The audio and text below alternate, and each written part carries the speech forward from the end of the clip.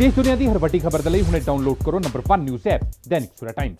ਅੱਜ 4.5 ਸਾਲ ਬਾਅਦ ਉਹ ਬੰਦਾ ਸਿਆਸਤ ਕਰ ਰਿਹਾ, ਬਾਹਰ ਨਿਕਲ ਕੇ ਗੁਰੂ ਮਹਾਰਾਜ ਤੇ ਸਿਆਸਤ ਕਰ ਰਿਹਾ। 4.5 ਸਾਲ ਦੇ ਵਿੱਚ ਪਹਿਲਾਂ ਉਹ ਮੰਤਰੀ ਰਿਹਾ, ਮੰਤਰੀ ਰਹਿ ਕੇ ਸ਼ਹਿਰ ਦੇ ਵਪਾਰੀਆਂ ਨੂੰ ਚੰਗੇ ਭਲੇ ਸਾਰੇ ਜਾਣੂ ਹੋ ਗਏ। ਸ਼ਹਿਰ ਦੇ ਵਪਾਰੀਆਂ ਨੂੰ ਉਹਨੇ ਬਲੈਕਮੇਲ ਕੀਤਾ। ਗੁਰੂ ਘਰ ਰਾਜੇ ਉੱਥੇ ਖੜ ਕੇ ਕਹਿ ਦੇ ਕਿ ਮੈਂ ਬਤੌਰ ਮੰਤਰੀ ਕਿਸੇ ਤੋਂ ਪੈਸਾ ਨਹੀਂ ਲਿਆ। ਜੇ ਇਹ ਗੱਲ ਕਹਿ ਦਿੰਦਾ ਆ ਤੇ ਮੈਂ ਸਬੂਤਾਂ ਸਮੇਤ ਉਜਾਗਰ ਕਰ ਦੂੰਗਾ ਕਿ ਨਵਜੋਤ ਸਿੱਧੂ ਨੇ ਬਤੌਰ ਮੰਤਰੀ ਪੈਸੇ ਲਏ ਨੇ। ਬੜੇ ਦਿਨਾਂ ਦਾ ਜੋ ਅੱਜ ਦੇ ਦਿਨਾਂ 'ਚ ਮਾਹੌਲ ਚੱਲ ਰਿਹਾ, ਅੱਜ ਤਾਂ ਕੋਵਿਡ-19 ਦੇ ਨਾਲ ਸਾਰੇ ਪੰਜਾਬ 'ਚ ਕੀ ਸਾਰੀ ਦੁਨੀਆ 'ਚ ਖਾਸ ਕਰਕੇ ਭਾਰਤ ਦੇ ਵਿੱਚ ਜੋ ਕੁਝ ਚੱਲ ਰਿਹਾ ਉਹ ਤੋਂ ਆਪਾਂ ਭਲੀ ਭਾਂਤੀ ਜਾਣੂ ਆ ਕਿ ਕਿੰਨੇ ਮਾੜੇ ਹਾਲਾਤ ਨੇ। ਸਾਰੇ ਹੀ ਆਪੋ ਧਾਪ ਪੈ ਗਈ ਆ ਲੋਕਾਂ ਨੂੰ, ਸਾਰਿਆਂ ਨੂੰ ਕਿ ਯਾਰ ਕਿਤੇ ਆਕਸੀਜਨ ਨਹੀਂ ਮਿਲ ਰਹੀ, ਕਿਤੇ ਬੈੱਡ ਨਹੀਂ ਮਿਲ ਰਹੇ। ਬੰਦੇ ਟਵੀਟ ਕਰਕੇ ਜਾਂਦੇ ਟਵੀਟ ਕਰ ਰਹੇ ਨੇ, ਫੇਸਬੁੱਕ ਉੱਤੇ ਪਾ ਰਹੇ ਨੇ ਪੋਸਟ ਕਿ ਸਾਨੂੰ ਬਚਾ ਲਓ, ਅਸੀਂ ਜਾ ਰਹੇ ਹਾਂ, ਪਰ ਉਹ ਬਚ ਨਹੀਂ ਪਾ ਰਹੇ ਤੇ ਚਲੇ ਜਾ ਰਹੇ ਨੇ। ਬਹੁਤ ਹੀ ਮਾੜੇ ਹਾਲਾਤ ਨੇ ਆਕਸੀਜਨ ਦੇ ਕਰਕੇ, ਬੈੱਡ ਦੇ ਕਰਕੇ। ਪਰ ਪੰਜਾਬ ਦੇ ਵਿੱਚ ਕੀ ਹਾਲਾਤ ਨੇ? ਪੰਜਾਬ 'ਚ ਕੰਮ ਹੀ ਵੱਖਰਾ ਚੱਲ ਰਿਹਾ ਜੀ। ਲੋਕ ਜਿਹੜੇ ਨੇ ਤੜਫ ਰਹੇ ਨੇ ਤੇ ਪੰਜਾਬ ਦੇ ਰਾਜਾ ਸਾਹਿਬ ਮਹਿਲ ਦੇ ਵਿੱਚ ਬਹਿ ਕੇ ਸਿਆਸਤ ਘੋਟ ਰਹੇ ਨੇ, ਸਿਆਸਤ ਕਰ ਰਹੇ ਨੇ। ਕੋਵਿਡ ਤੇ ਕੋਈ ਗੱਲ ਨਹੀਂ ਹੋ ਰਹੀ ਤੇ ਜਿਹੜੇ ਇਹਨਾਂ ਦੇ ਬਾਕੀ ਜਿਹੜੇ ਮੰਤਰੀ ਨੇ ਉਹ ਵੀ। ਇੱਕ ਸਾਡੇ ਏਰੀਏ ਦਾ ਮੰਤਰੀ ਸੀ ਕਾਂਗਰਸ ਦੇ ਵਿੱਚ, ਭੜਕੀਲਾ ਟਾਈਪ ਜਾਂ ਨਵਜੋਤ ਸਿੱਧੂ, ਉਹਦੇ ਬਾਰੇ ਗੱਲ ਕਰਨੀ ਅੱਜ। 4 ਸਾਲ ਹੋ ਗਏ, 4.5 ਸਾਲ ਹੋ ਗਏ ਆ ਉਸ ਬੰਦੇ ਨੇ ਘਰੋਂ ਨਿਕਲ ਕੇ ਨਹੀਂ ਵੇਖਿਆ। ਜਦੋਂ ਨਿਕਲਿਆ ਇੱਕ ਦੋ ਵਾਰ ਉਹਨੇ ਪਿਓ ਦੇ ਪੁੱਤ ਨੇ ਉਹਨੇ ਕੋਈ ਨਾ ਕੋਈ ਚਾਂਦੀ ਚਾੜਿਆ। ਅੱਜ 4.5 ਸਾਲ ਬਾਅਦ ਉਹ ਬੰਦਾ ਸਿਆਸਤ ਕਰ ਰਿਹਾ, ਬਾਹਰ ਨਿਕਲ ਕੇ ਗੁਰੂ ਮਹਾਰਾਜ ਤੇ ਸਿਆਸਤ ਕਰ ਰਿਹਾ। 4.5 ਸਾਲ ਦੇ ਵਿੱਚ ਪਹਿਲਾਂ ਉਹ ਮੰਤਰੀ ਰਿਹਾ, ਮੰਤਰੀ ਰਹਿ ਕੇ ਸ਼ਹਿਰ ਦੇ ਵਪਾਰੀਆਂ ਨੂੰ ਚੰਗੇ ਭਲੇ ਸਾਰੇ ਜਾਣੂ ਹੋ ਗਏ। ਸ਼ਹਿਰ ਦੇ ਵਪਾਰੀਆਂ ਨੂੰ ਉਹਨੇ ਬਲੈਕਮੇਲ ਕੀਤਾ, ਪੈਸੇ ਠੱਗੇ। ਇਮਾਨਦਾਰੀ ਦਾ ਜਿਹੜਾ ਹਮੇਸ਼ਾ ਹੀ ਕੁਝ ਲੋਕ ਵੀ ਸਾਡੇ ਵੀਰ ਗੁੰਮਰਾਹ ਹੋ ਜਾਂਦੇ ਨੇ, ਇਮਾਨਦਾਰੀ ਦੀ ਗੱਲ ਕਰਦਾ ਰਹਿੰਦਾ। ਮੈਂ ਇਮਾਨਦਾਰ। ਇਸ ਬੰਦੇ ਨੂੰ ਅੱਜ ਇੱਕ ਮੈਂ ਚੈਲੰਜ ਕਰਦਾ ਕਿ ਇਹ ਗੁਰੂ ਮਹਾਰਾਜ ਦੇ ਘਰ ਖੜ ਕੇ ਇਹ ਗੱਲ ਕਹਿ ਦੇ ਕਿ ਬਤੌਰ ਜਦੋਂ ਇਹ ਮੰਤਰੀ ਸੀ, ਬਤੌਰ ਇਹਨੇ ਮੰਤਰੀ ਕਿਸੇ ਤੋਂ ਕੋਈ ਪੈਸਾ ਨਹੀਂ ਫੜਿਆ। ਮੈਂ ਇਹਦੇ ਨਾਲ ਜਾਣ ਨੂੰ ਤਿਆਰ ਹਾਂ ਤੇ ਚੈਲੰਜ ਕਰਦਾ, ਮੈਂ ਸਬੂਤਾਂ ਸਮੇਤ ਸਾਬਤ ਕਰ ਦੂੰਗਾ ਕਿ ਇਸ ਬੰਦੇ ਨੇ ਬਤੌਰ ਮੰਤਰੀ ਇਹਨੇ ਪੈਸੇ ਲਏ ਆ। ਇਹ ਖੁੱਲਾ ਚੈਲੰਜ ਆ ਇਸ ਨਵਜੋਤ ਸਿੱਧੂ ਨੂੰ।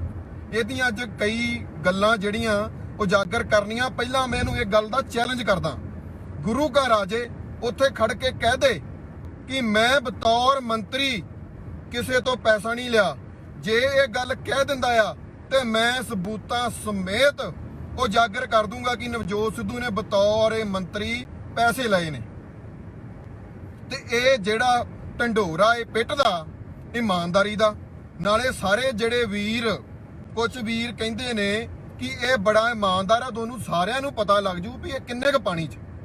ਇਹਦੀ ਇਮਾਨਦਾਰੀ ਸਾਰੇ ਹੀ ਅੰਮ੍ਰਿਤਸਰ ਦੇ ਵਿੱਚ ਇਹ ਜੱਗ ਜ਼ਾਹਿਰ ਹੈ ਕਿ ਇਹ ਕਿੰਨਾ ਕੁ ਇਮਾਨਦਾਰ ਆ। ਕਿੰਨੇ ਕੁ ਹੋਟਲਾਂ ਦੀਆਂ ਫਾਈਲਾਂ ਤੇ ਕਿੰਨੇ ਕੁ ਹੋਟਲਾਂ ਤੋਂ ਧੱਕੇ ਨਾਲ ਬਲੈਕਮੇਲ ਕਰਕੇ ਪੈਸੇ, ਇਹ ਸਾਰਾ ਕੁਝ ਹੀ ਸਾਰੇ ਲੋਕ ਅੰਮ੍ਰਿਤਸਰ ਦੇ ਵੀ ਜਾਣਦੇ ਨੇ ਤੇ ਕੁਝ ਵੀਰ ਮੇਰੇ ਚੰਡੀਗੜ੍ਹ ਦੇ ਵੀ ਜਾਣਦੇ ਨੇ ਜਿਨ੍ਹਾਂ ਦੇ ਇਹ ਬੀਤੀਆਂ।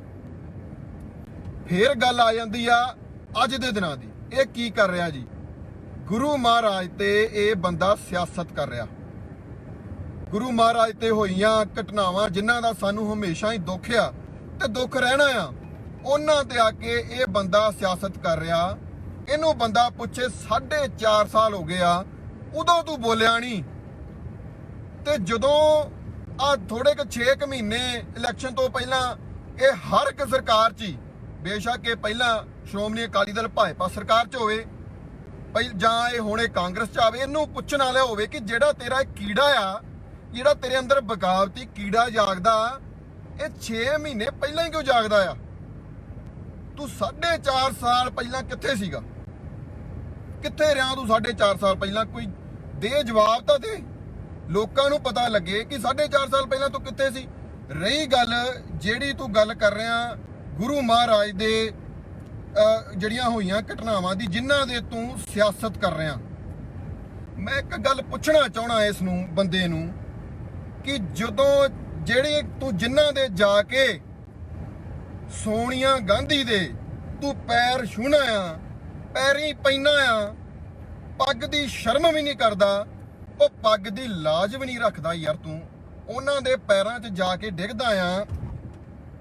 ਜੇ ਤੈਨੂੰ ਮਾਸਾ ਵੀ ਸ਼ਰਮ ਹੁੰਦੀ, 84 ਦੇ ਵਿੱਚ ਸ਼ਰੇਆਮ ਜਿਹੜਾ ਕਤਲੇਆਮ ਕੀਤਾ, ਜਿਨ੍ਹਾਂ ਨੇ ਉਹਨਾਂ ਦੇ ਦੋਸ਼ੀਆਂ ਦੇ ਜਾ ਕੇ ਪੈਰਾਂ 'ਚ ਡਿੱਗਦਾ ਆ, ਜਿਨ੍ਹਾਂ ਨੇ ਸਾਡੇ ਗੁਰੂ ਘਰਾਂ ਤੇ, ਸਾਡੇ ਅਕਾਲ ਤਖਤ ਸਾਹਿਬ ਤੇ ਹਮਲਾ ਕਰਾਇਆ, ਉਹਨਾਂ ਦੇ ਪੈਰਾਂ 'ਚ ਜਾ ਕੇ ਡਿੱਗਦਾ ਆ, ਤੇ ਆਪ ਤੂੰ KP ਗਿੱਲ ਨੂੰ ਸ਼ਹੀਦ ਮੰਨਦਾ ਆ।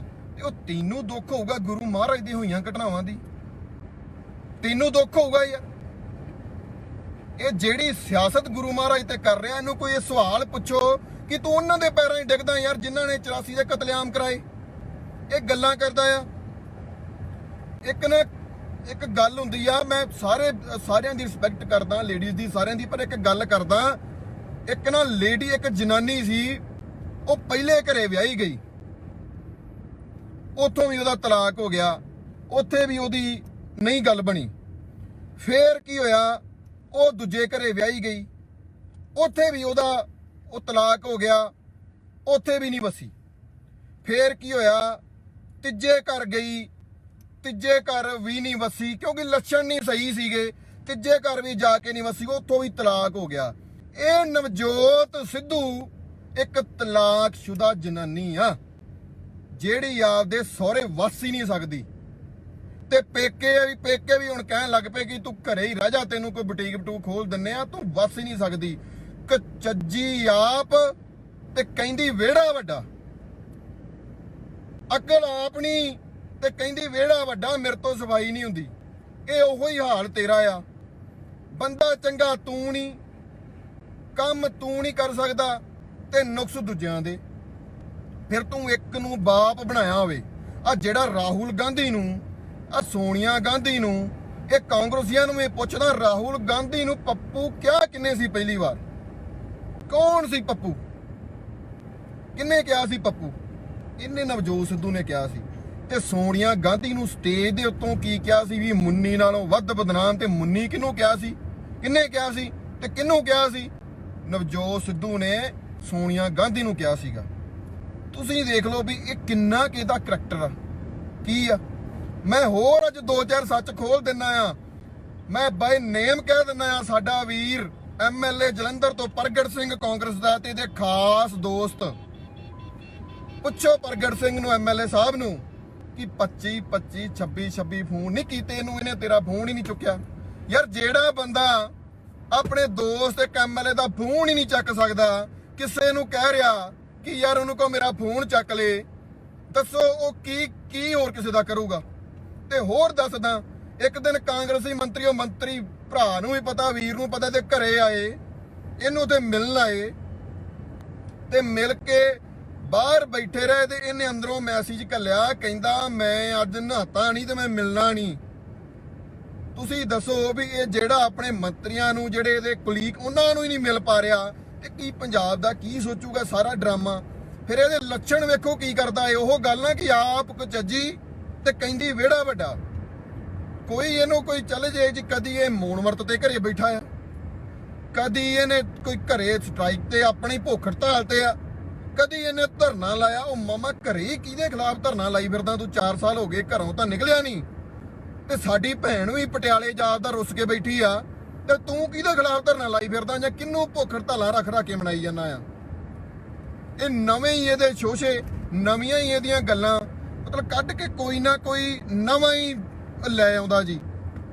ਫਿਰ ਇੱਕ ਗੱਲ ਹੋਰ ਜੀ, ਇਹਨੂੰ ਕਹੋ ਇਹ ਪੰਜਾਬ ਦੀ ਗੱਲ ਕਰਦਾ ਕਿਸੇ ਅਦਾਰੇ ਦੇ ਨਾਲ, ਕੋਈ ਅਦਾਰਾ ਹੋਵੇ, ਕੋਈ ਇੰਡਸਟਰੀ 'ਚ ਹੋਵੇ, ਕੋਈ ਵੀ ਕਿਸਮ ਦਾ ਕੋਈ ਬੰਦਾ ਹੋਵੇ, 5 ਬੰਦਿਆਂ ਦੇ ਨਾਂ ਦੱਸ ਦਿਓ ਜਿਹੜੇ ਇਹਦੇ ਨਾਲ ਬਹਿੰਦੇ ਹੋਣ ਤੇ ਜਾਂ ਜਿਹੜੇ ਇਹਦੇ ਦੋਸਤ ਹੋਣ। ਹੈ ਹੀ ਕੋਈ ਨਹੀਂ, ਬਣਦੀ ਕਿਸੇ ਨਾਲ ਨਹੀਂ, ਸਿਸਟਮ ਹੀ ਇਦਾਂ ਦਾ ਬਣਾਇਆ, ਲੋਕਾਂ ਨੂੰ ਮਿਲਦਾ ਹੀ ਨਹੀਂ। 4.5 ਸਾਲ ਹੋ ਗਏ ਬਾਹਰ ਨਿਕਲਿਆ ਹੀ ਨਹੀਂ। ਕਰਨੀ ਕੀ ਹੈ? ਸਿਆਸਤ, ਹਰ ਵਾਰੀ ਸਿਆਸਤ।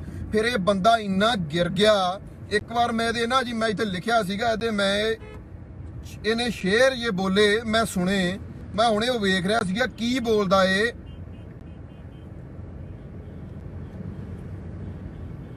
ਕਹਿੰਦਾ क्योंकि आकाश की कोई सीमा नहीं, पृथ्वी का कोई तोल नहीं, साधु की कोई जात नहीं, और पारस और मोदी जी का कोई तोल नहीं, कोई मोल नहीं।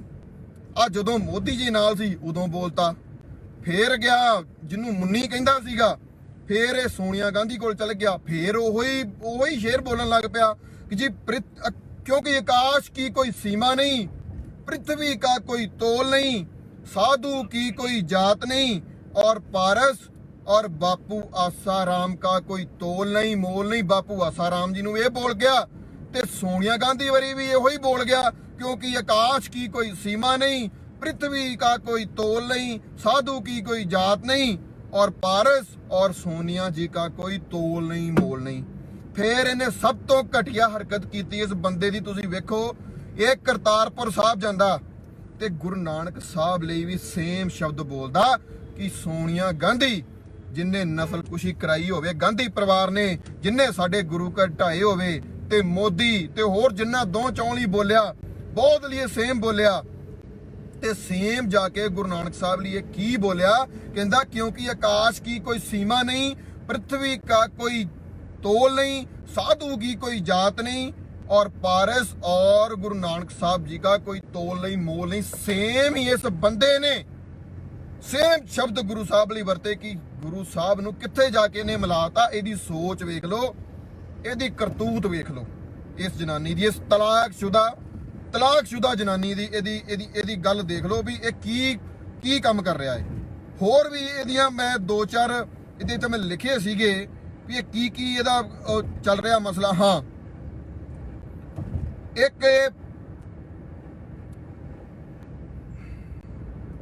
ਇੱਕ ਨਾ ਜੀ ਇਹਨੇ ਮੈਨੂੰ ਯਾਦ ਆ ਗਿਆ ਕੀ ਕਰਦਾ ਆ ਕਿ ਟਵਿੱਟਰ ਦੇ ਉੱਤੇ ਡੇਲੀ ਟਵਿੱਟਰ ਖੇਡਦਾ ਜਵਾਕਾਂ ਵਾਂਗੂ। ਆ ਮੈਦਾਨ ਚ ਆ ਕੇ ਨਿੱਤਰ ਗੱਲਬਾਤ ਕਰ, ਫਿਰ ਪਤਾ ਲੱਗੇ ਦੋਗਲੀ ਰਾਜਨੀਤੀ ਕਿਉਂ ਆ। ਡਰਦਾ ਕਿਉਂ ਆ ਕਿ ਕਿਤੇ ਕੈਪਟਨ ਨਾ ਕਿਤੇ ਫੜ ਲੈ ਕੋਈ ਖਾ ਜੇ, ਤੈਨੂੰ ਖਾਦ ਨਹੀਂ ਚੱਲਿਆ ਹੁਣ। ਫਿਰ ਬਾਹਰ ਆ ਕੇ ਗੱਲ ਕਰ। ਦੋਗਲੀ ਰਾਜਨੀਤੀ ਕਿਉਂ ਕਰਦਾ ਆ? ਟਵੀਟ ਖੇਡਦਾ ਜਵਾਕਾਂ ਵਾਂਗੂ। ਕਦੀ ਕੋਈ ਟਵੀਟ ਪਾਤਾ, ਕਿਸੇ ਦੀ ਵੀਡੀਓ ਐਡਿਟ ਕਰਕੇ ਕਦੀ ਕੋਈ ਪਾਤੀ, ਕਦੀ ਕੋਈ ਪਾਤੀ। ਤੇ ਫੇਰ ਜਦੋਂ ਇਹ ਸ਼੍ਰੋਮਣੀ ਅਕਾਲੀ ਦਲ ਸੀਗਾ, MP ਖੜਾ ਸੀ, ਸਾਰੇ ਪਾਸਿਓਂ ਆ ਰਿਹਾ ਸੀਗਾ, ਤੇ ਮਜੀਠੇ ਹਲਕੇ ਨੇ ਇਹਨੂੰ ਜਿਤਾਤਾ ਜੀ। ਮਜੀਠੇ ਹਲਕੇ ਨੇ ਜਿਤਾਤਾ। ਵੀਡੀਓ ਸਾਰਿਆਂ ਨੇ ਵੇਖੀ। ਕਹਿੰਦਾ ਵਿਕਰਮ ਸਿਆਮ ਮਜੀਠੀਆ ਜੀ, ਕਹਿੰਦਾ ਤੁਸੀਂ ਤਾਂ ਜੀ ਇਹ ਮੇਰੇ ਛੋਟੇ ਵੀਰ ਨੇ, ਅੱਜ ਮੇਰੀ ਇੱਜ਼ਤ ਰੱਖ ਲਈ, ਮੇਰੀ ਲਾਜ ਰੱਖ ਲਈ, ਮੇਰੀ ਇਸ ਪੱਗ ਦੀ ਲਾਜ ਰੱਖ ਲਈ। ਤੇ ਅੱਜ ਜੇ ਮੇਰਾ ਵੀਰ ਮੇਰੇ ਚੰਮ ਦੀਆਂ ਜੁੱਤੀਆਂ ਬਣਾ ਕੇ ਵੀ ਪਾਲੇ, ਤੇ ਮੈਂ ਕਹਿੰਦਾ ਪਾਲੇ ਕਿ ਅੱਜ ਮੈਨੂੰ ਇਸ ਵੀਰ ਨੇ ਮੇਰੇ ਨੇ ਲਾਜ ਰੱਖੀ। ਤੁਸੀਂ ਆਪ ਸੋਚ ਲਓ ਇਸ ਬੰਦੇ ਦਾ ਕਿਰਦਾਰ। 2.5 ਟੋਟਰੂ ਤੇ 150 ਜਿੰਨਾ ਖੜਾਕ, ਸਿਰਫ ਬੋਲਣਾ। ਇਹ ਤਾਂ ਬੰਦਾ ਜਿੱਥੋਂ ਪੈਸੇ ਮਿਲਦੇ ਸੀਗੇ। ਇੱਕ ਗੱਲ ਹੈ ਕਿ ਇਹ ਕਮੇਡੀ ਸ਼ੋਅ ਨਹੀਂ ਤੇਰਾ ਚੱਲ ਰਿਹਾ, ਇਹ ਪੰਜਾਬ ਦੇ ਹਾਲਾਤਾਂ ਦੀ ਗੱਲ ਆ। ਪੰਜਾਬ ਦੇ ਮੌਜੂਦਾ ਹਾਲਾਤ ਨੇ ਕੀ ਚੱਲ ਰਹੇ ਨੇ ਉਹਨਾਂ ਤੇ। ਕਦੀ ਇਹ ਬੰਦਾ ਕੋਵਿਡ ਤੇ ਬੋਲਿਆ, ਕਦੀ ਇਹਨੇ ਕੈਪਟਨ ਨੂੰ ਇਹ ਸਵਾਲ ਕੀਤਾ ਆਕਸੀਜਨ ਨਹੀਂ, ਬੈੱਡ ਨਹੀਂ ਮਿਲ ਰਹੇ, ਪੰਜਾਬ 'ਚ ਮਾੜੇ ਹਾਲਾਤ ਨੇ। ਕਦੀ ਕਰਜ਼ਾ ਮਾਫੀ ਤੇ, ਕਦੀ ਇਹਨੇ ਘਰ ਨੌਕਰੀ ਤੇ, ਇੰਨੇ ਘਪਲੇ ਤੇ, ਐਸੀ ਸਕਾਲਰਸ਼ਿਪ ਤੇ, ਕਿਸੇ ਤੇ ਵੀ ਇਹ ਬੰਦਾ ਬੋਲਿਆ ਸਵਾਏ ਇਹਨੂੰ ਬੰਦੇ ਨੂੰ ਪਿਆਰੀ ਆ ਕੁਰਸੀ। ਇਹ ਬੋਲ ਰਿਹਾ ਸਿਰਫ ਕਰ ਰਿਹਾ ਰਾਜਨੀਤੀ। ਤੇ ਸਿਰਫ ਰਾਜਨੀਤੀ ਕਿ ਸ਼ਾਇਦ ਪਤਾ ਨਹੀਂ ਆ ਰੌਲਾ ਜਿਹਾ ਪਾ ਕੇ ਕਿ ਮੇਰੀ ਪਤਾ ਨਹੀਂ ਗੱਲ ਬਣ ਜੇ। ਇੱਕ ਗੱਲ ਮੈਂ ਤੈਨੂੰ ਦੱਸਦਾ, ਇਹ ਤੇਰਾ ਕਮੇਡੀ ਸ਼ੋਅ ਨਹੀਂ, ਪਰ ਕਮੇਡੀ ਸ਼ੋਅ ਵੀ ਕੀ ਯਾਰ, ਤੂੰ ਤਾਂ ਉਹਦਾ ਵੀ ਨਹੀਂ ਬਣਿਆ ਜਿੱਥੋਂ ਤੈਨੂੰ ਪੈਸੇ ਮਿਲਦੇ ਸੀਗੇ, ਤੂੰ ਤਾਂ ਉਸ ਬੰਦੇ ਦਾ ਵੀ ਨਹੀਂ ਬਣਿਆ। ਤੇ ਅੱਜ ਤੂੰ ਗੱਲਾਂ ਕਰ ਰਿਹਾ ਰਾਜਨੀਤੀ ਦੀਆਂ, ਅੱਜ ਤੂੰ ਗੰਦੀ ਰਾਜਨੀਤੀ ਕਰ ਰਿਹਾ।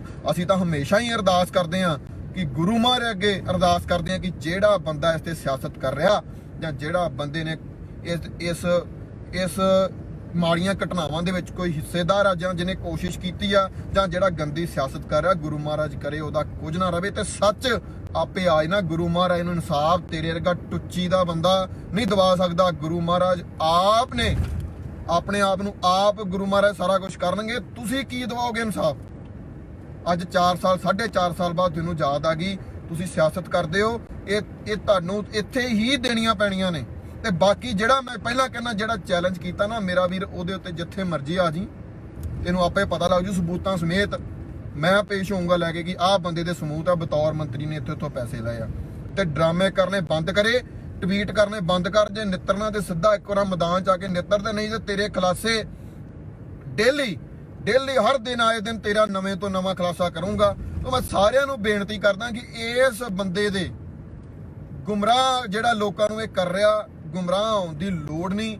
ਜਿੰਨਾ ਇਹਨੇ ਪੰਜਾਬ ਦਾ ਨੁਕਸਾਨ ਕੀਤਾ, ਬੇੜਾ ਗਰ ਕੀਤਾ, ਜਾ ਕੇ ਪੁੱਛ ਲਓ। ਨਹੀਂ ਤੇ ਜਿਹੜਾ ਜੋੜਾ ਫਾੜਕ ਤੇ ਘਟਨਾ ਹੋਈ ਆ, ਕਿੰਨੀ ਮਾੜੀ ਘਟਨਾ ਸੀ। ਮੈਂ ਅੱਖੀਂ ਉੱਥੇ ਜਾ ਕੇ ਦੇਖਿਆ ਸੀ ਰਾਤ ਨੂੰ।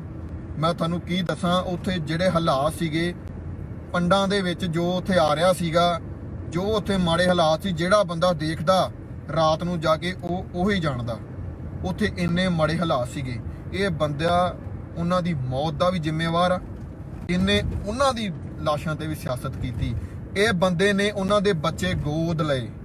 ਜਾਓ ਦੇਖੋ ਕਿੱਥੇ ਆ ਬੱਚੇ, ਉਹ ਜਿਹੜੇ ਗੋਦ ਲਏ ਸੀਗੇ, ਕਿੱਧਰ ਗਏ ਉਹ ਬੱਚੇ? ਕਿੰਨੇ ਪੁੱਛਿਆ?